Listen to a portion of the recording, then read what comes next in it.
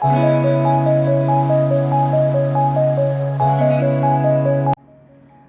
welcome back to Mama Mantelli in the kitchen. All right, it is cold here. We had 80-degree weather pretty much last week, and now we hit a little rain spell and it's cold, and I want comfort food. And here's a little secret about me. We're gonna do a flourless chocolate cake today. But my secret is I'm not really a big chocolate fan, except when it goes into cakes or cookies, that kind of thing. Then I love it. I won't just sit and eat a piece of chocolate. I'm more of a Sour Patch girl. But this recipe is from Joanna Gaines's Volume 2 Magnolia Cookbook. And I just wanted to try it because it looked delicious. It has a ganache topping over it. So let's get started. And we are gonna add a cup of chocolate chips. Let me turn this on. About medium high to start, and then I'm gonna probably lower it down a little bit so I don't want it to burn. And then I put a whole stick of unsalted butter. I mean, everything's better with butter. So we're just gonna stir this up until we get it all melted and smooth.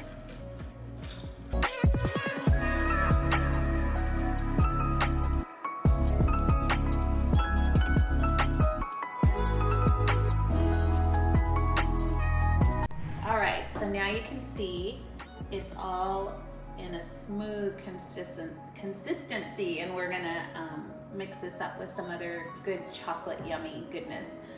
But I will say, little side note, what I would have done, I threw that whole stick in there right from the refrigerator. I probably would have cut it up a little bit more just so that it melted a little more smoothly. I probably took a little bit longer than it needed to.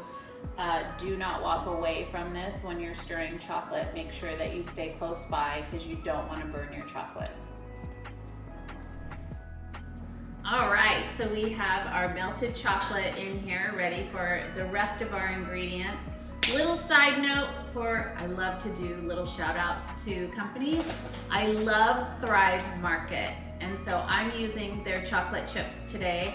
I discovered them a few months ago from my friend Nicole, and they have a lot of organic and really just delicious foods that are healthy for you. So check them out. They have a website, Thrive Market, and they always have good specials, and they send you little things of different types of foods that once they see what you like, they'll let you know when they're for sale, on sale.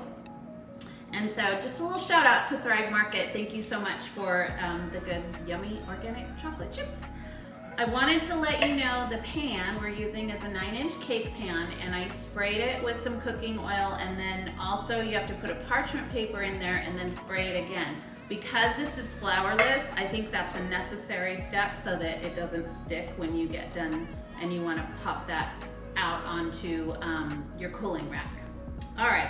So let's get going with the rest of the ingredients. So we're going to add half a cup of cocoa powder. And this was something I ordered off of Amazon. I didn't even know that this existed. Espresso powder. So we're gonna do a tablespoon of espresso powder. Let me scoop that clean.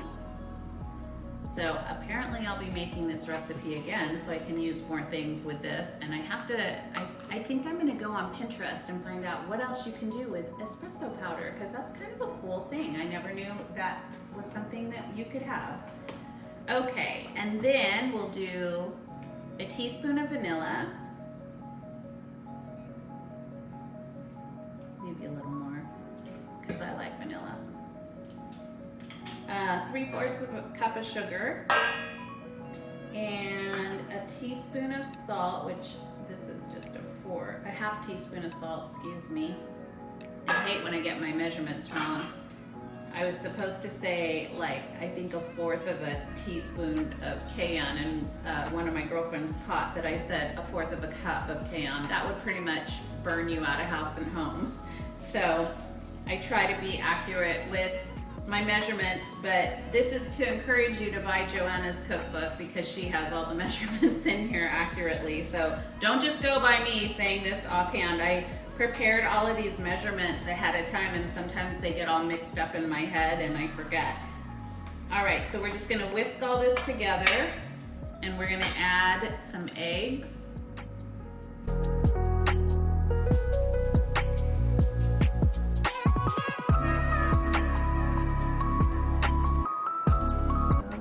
Did it.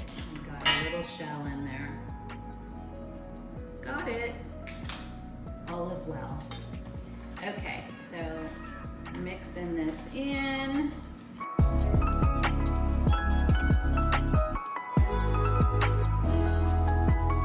So let me just show you. It's a very smooth consistency. No flour, who knew? So now we're gonna pour this into the pan. Super simple recipe to make. This literally would take you 10 minutes to combine everything. Melt the cocoa, the chocolate chips. All right. Okay,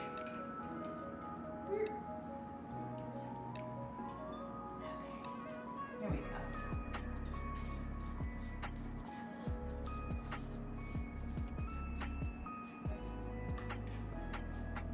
Oh man, that looks really good.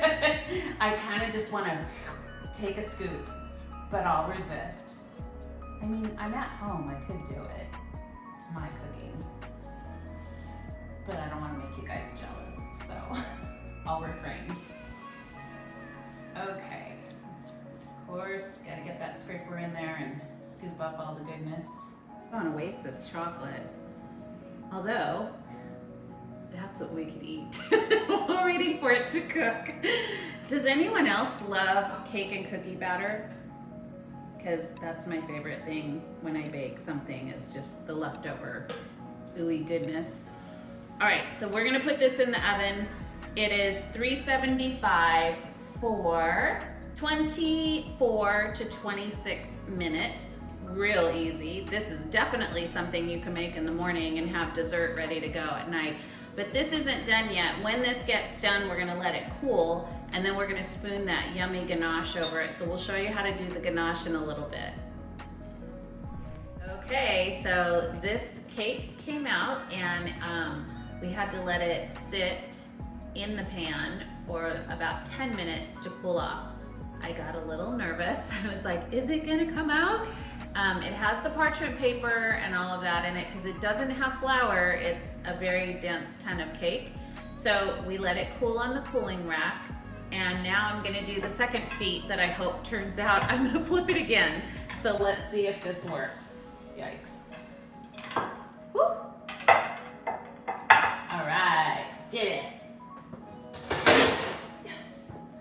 So that is a beautiful little cake, but it is not finished yet. So the next thing we're gonna do is we're gonna take a half a cup of heavy cream, and I need to microwave this for 45 seconds up to a minute. It has to be hot, but not bubbling, because it's actually, we're gonna mix this with, and I'll just pour this in now, a cup of chocolate chips. We're gonna let it sit in here and let those chocolate chips melt into it before we start whisking it. So we have to let it sit for about 3 minutes. So it's a little bit of time precision here, guys, so stay with me.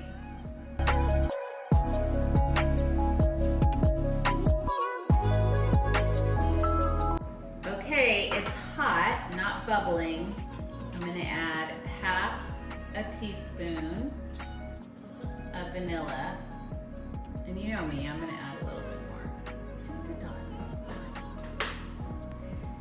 And now we're going to pour this over the chocolate chips and let it do its thing.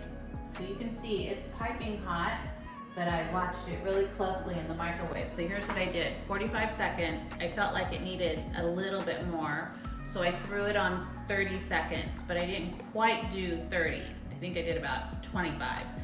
And I saw it starting to get a little bit bubbly, so I shut it down. So we're just gonna let this sit for a minute and let those chocolate chips melt into the cream. Whew! I can't wait until this is done because I think it's gonna be a beautiful thing. I have never done a ganache before, but I've eaten it on different desserts and recipes, and I love it. So I just love the shiny consistency of it over desserts. So this is kind of an exciting new thing for me because I haven't done this yet. All right, just letting it sit. I can see the chocolate is starting, it almost starts to look like a little bit of homemade chocolate milk, which kind of makes me want hot chocolate right about now with some marshmallows, but that's a whole nother show, so we'll wait on that. Yeah, okay. Definitely melted them. So very carefully whisk this. I probably should have gotten a bigger bowl, but you know, live and learn.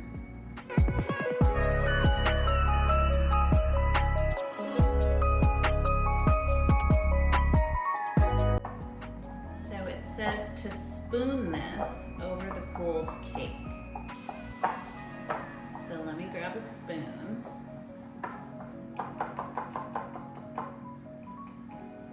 Wow.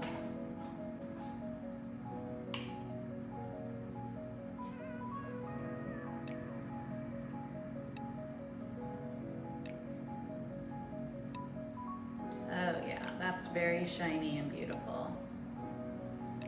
And this is that type of recipe that you do want this ganache to run over the sides. And that's why we put it in a pretty bowl, a pretty dish first, so that when this cools down, it is completely done. You don't have to transfer it anywhere else. And you serve it just like this. Guys, I did a ganache. This is great. And it was really simple. But you do have to be patient and let those chocolate chips melt into the heavy cream. That's the key.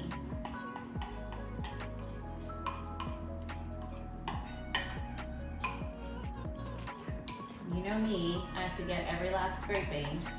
So let's get the last of that chocolate. Smooth over the top so that when it dries, it is shiny, there's no lumps. Wow. I just impressed myself. This is beautiful. So this is the Flourless Chocolate Cake from Joanna Games's Volume 2 Magnolia Cookbook. What a simple recipe, and you definitely have to let this cool down before you eat it. So this is something you can make in the morning and let it cool and have it ready to go. Slice it up like a pizza, and everyone gets their own little bite, maybe two. And this is it for our next recipe. Please leave a comment. Let me know what your favorite dessert is. Do you love chocolate? Do you love vanilla cake? Do you like ice cream? Like, what do you guys like? And let me know what else you want to see. Do you want to see more desserts or any other type of recipe? I want to hear from you guys. And please remember to comment and also subscribe. We're on YouTube now, so make sure you subscribe and follow us along on this journey. I don't know where we're going, but we're having so much fun doing this. And Joanna Games, if you see these, I still want to come and cook in your kitchen. So, you know, whoever's out there that knows her, put a shout out for me. So I'll see you guys next time. Have a great day. Bye. This I am taste testing because I've never had it before.